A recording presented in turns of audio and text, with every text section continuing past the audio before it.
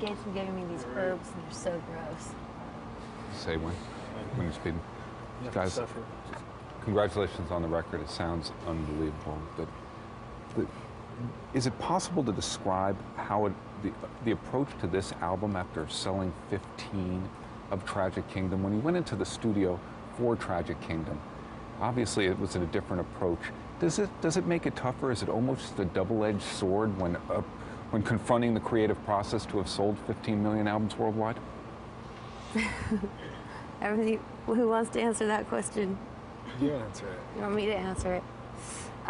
I think that we realized that was like a miracle, you know, and we enjoyed every minute of it. And you know, we toured for 2.5 years, and it was totally mad, totally crazy. And so this record was not about trying to re-experience that. This record was about being really excited about the fact that we can still be a band 13 years later and still have a chance after seeing the world and having all this experience behind us to make a record. So it was all about trying to kind of evolve and get better as songwriters, and it was a very kind of, I don't know, personal goal of ours, and it was kind of all about us getting better. And so we weren't really thinking about that so much because we knew that was totally unrealistic and crazy, and you know.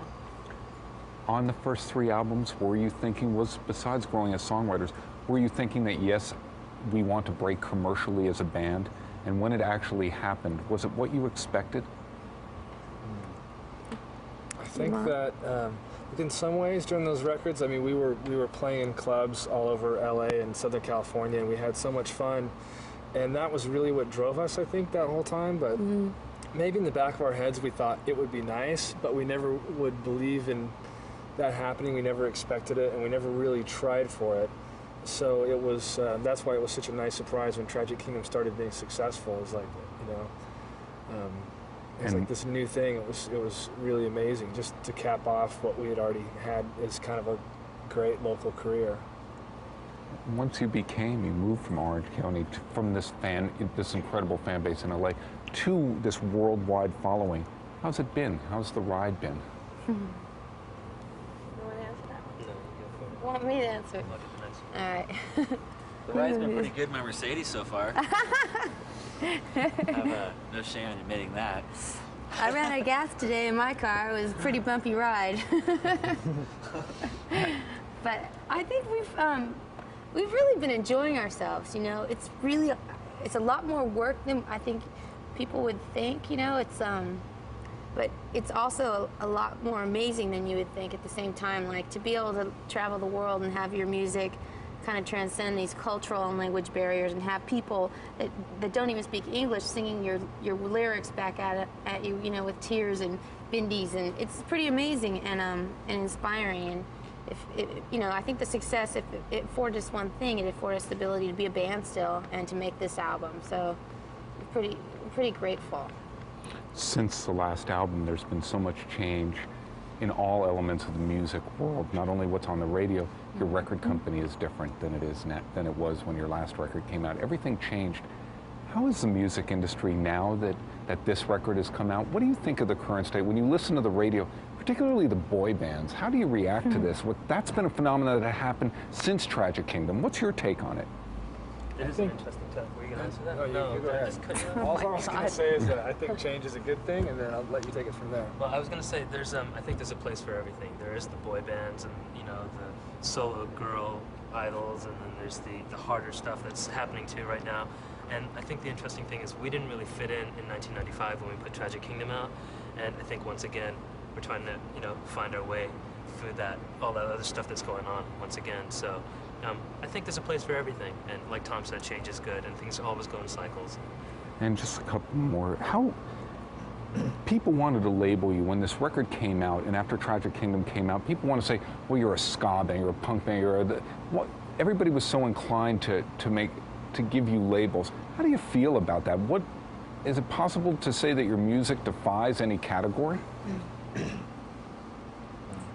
I think, at least for us, our music defies categories because we can't label ourselves, let alone have anybody else label us correctly.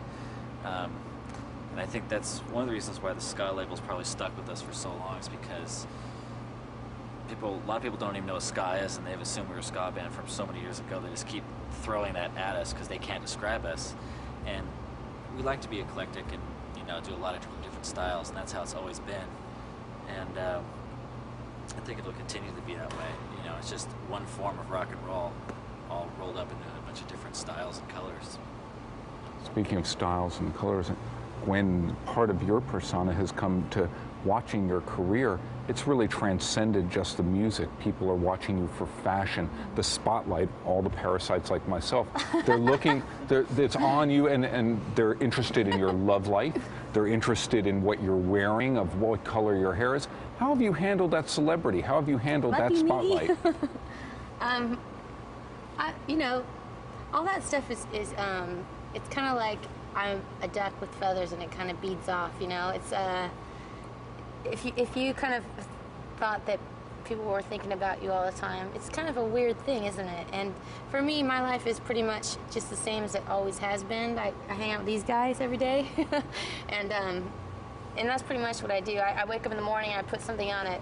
It's gonna make me feel good, or if I have a fat day, I wear the baggy pants. You know what I mean? So it's not. I'm just like that same normal chick from Orange County that wakes up and hangs out with these guys and sings songs. So I don't know. I don't really think about that stuff too much, except for, you know, when we have shows and stuff like that, it's really fun to get all, you know, try to get the outfits together and that stuff. But I mean, I am a girl and I do enjoy that stuff, but mainly the music's what's pretty much the most important part. And especially coming off of making this record, where for me personally, I think I'm putting in more creatively than I ever have, and to be able to like do that, it feels really rewarding. And then when everyone wants to just talk about like what color hair I have and what lipstick shade I'm wearing, it gets a little annoying. Do you know what I mean? Let's not forget your famous boyfriend too, okay? Oh yeah, that guy. But it's all entertainment, isn't it? You know what I mean? That's what we are. Last question. The band, obviously, when I saw you a few years ago when you were together and you were doing a benefit, you were giving something back. There was a real sense of camaraderie among you, real sense of community among the people you were doing that benefit for, and it was all coming from the right place. How is 14 million copies or 15 million copies worldwide done? What has it done for the chemistry, for your friendship? Has fame changed, no doubt, the members individually as they interact with each other? These guys think they're real rock stars now. They hang out, they drink, chicks, you know. I think the surprising thing we found on this album was that the relationship between the four of us was stronger than it's ever been. We had this really great chemistry going into the album. There's a lot of respect for each other when it came to being musicians and songwriters together, and giving space to each other and letting each other express what we wanted to express. You know what I mean? So it was a good place to be. Surprising after what we went through on the last tour, being on top of each other for 27 months. Yeah, it's incredible to watch, you know, someone like Adrian that joined the band and lied to us and said that he'd been playing drums for years and really only started playing since he went and saw our band play, you know what I mean? Become like an amazing drummer, you know, and to see him in the studio really bring the songs to life. And, you know, each member, it's been pretty cool, I think, coming off the tour and being able to get creative again and see how much we've grown. So it was a really fun record to make, but very, very exhausting. And we spent the last 4 months, after 2 years of like this whole making of the record, talking about it, and that in itself is very exhausting. And now we're just looking forward to going out and singing songs and playing for people, because that's what comes really naturally for us, and that's the easy part and the fun part. And so this tour is going to be, you know, we have all this energy built up ready to share the songs with people.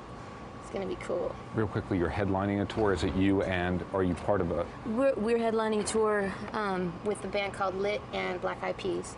So it's going to be really fun summer, hang out, play shows. Party. Drink.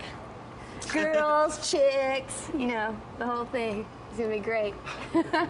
Thank you guys very much for your time. Really appreciate it. Thanks. There's a guy with a tie over there who wants to speak to you.